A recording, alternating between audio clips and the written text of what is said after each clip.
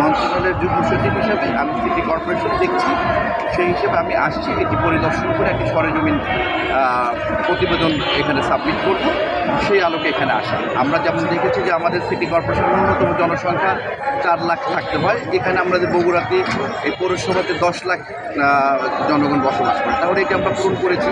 আমাদের জনসংখ্যার ঘনত্ব যেটি, সেটি প্রতি বর্গ কিলোমিটারে 3000 থাকতে হয়, এখানে সেটি রয়েছে প্রায় 6088 জন আমরা দেখি, তাহলে সেটিও আমরা পূরণ করেছি।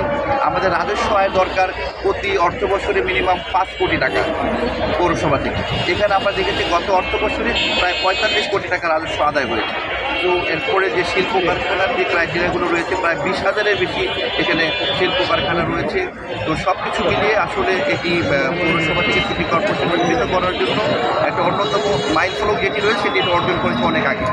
তো আমরা এখন সেটা রিপোর্ট দেওয়ার পরে এটা সচিব কমিটির সভায় উপস্থাপন হবে। ফাইনালি আমাদের যে প্রশাসনিক পুনর্বিন্যাস সংক্রান্ত একটি জাতীয় কমিটি যেটা রয়েছে, সেখানে সেটি উপস্থাপিত হবে।